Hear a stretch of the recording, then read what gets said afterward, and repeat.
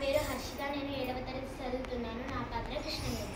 నా పేరు వేగన, నేను 7వ తరగతి చదువుతున్నాను. నా పాత్ర రోజా. జయమ జయము మన భారత మాతకు జయమ దిగ్విజయము. తెలంగాణ ఇచ్చిన సరస్వతి తల్లి చల్లగా చూడమ్మ. తెలంగాణ ఇచ్చిన శ్రీమహాలక్ష్మి కన్న చూడమ్మ. శత్రు వినాశము చేసేటి జయమయ్యమ్మ.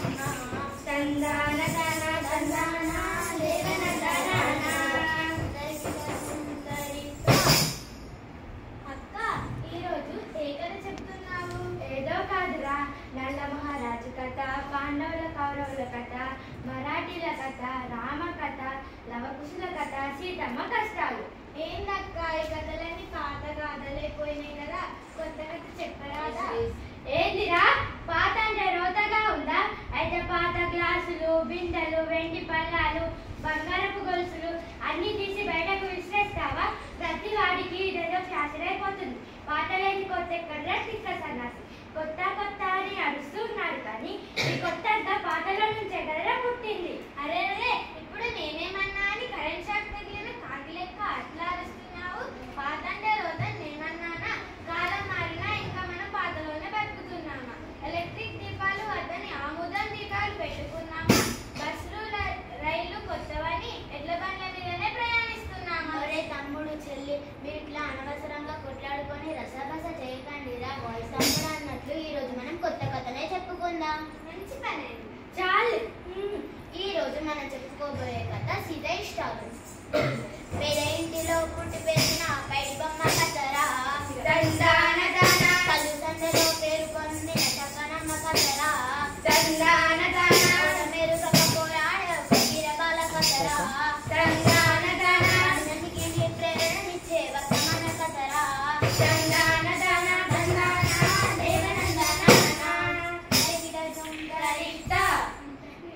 ఇంతకు ఎవరా పైడి బొమ్మ, ఏం కథ? అయ్యలారా అమ్మలారా, శీలు విరిసిన భారత భూమిలో రాజనాలు పండే రతనాల నేల తెలుగు నేల. ఆ తెలుగునాట రామపురం అనేది ఒక పల్లెటూరు. ఆ పల్లెలో శివయ్య గౌరమ్మ అనే పేరు దంపతులు ఉన్నారు. ఆ దంపతులకు మొదటి సంతానమే సీత. సీతను బడికి పంపాలనుకుండగానే వాళ్ళకు మరో పిల్లవాడు పుట్టాడు. సంతానాన్ని ఆపివేద్దామా వదాన్ని వాళ్ళు మదన పడుతుండగానే మరో కూతురు పుట్టింది. ఆలస్యం అమృతం విషయం అంటే ఇదేనేమో. నువ్వు నోరు మూస్తావా ముయ్యవా? నోరు మూసుకునే కాలం పోయిందక్క. ప్రశ్నించేవాడే ఉత్తముడు, మాట్లాడేవాడే మంచోడు. తరువాత కథ వినండి.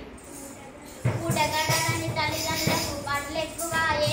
పంటలు పండక పొట్ట నిండక కష్టం ఎక్కువాయే. కుటుంబ భారం కుంగి తీయగా తల్లడిల్లినారు. రాజభర్త కూలినామితో బతుకు నడిచినారు.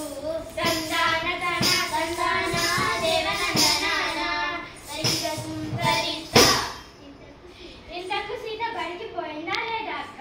లేదు చెల్లమ్మ, అమ్మా నాయన పనిలోకి పోతే తమ్ముడిని చెల్లని ఆడించడానికి ఆమె అంకితమైపోయింది. పిల్లలు బడిలో పెద్దల పనిలో అనే సంగతి వాళ్ళకి తెలియదా అక్క?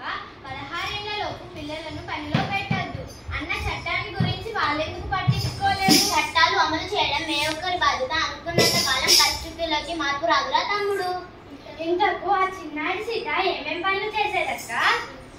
ఇంటి పనులు చేసారా, వంటకాని కొంత నేర్చరా, నీళ్ళన్న కాను చుట్టారా, పత్తి చెల్లకే పోయారా, పొగదుల బతు కాయరా, రాతుల తల్లి దినగాలం ఇప్పుడు నేను వేదగాలం ఎప్పుడు.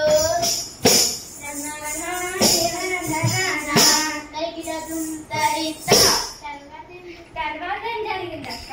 ఇంకేం జరిగి ఉంటుంది? 4 రాళ్ళు సంపాదించిన తర్వాత ఆ రాళ్లతోనే ఆ పిల్లల ఎత్తున నీళ్లు పోసి పెళ్లి చేసి ఉంటారు.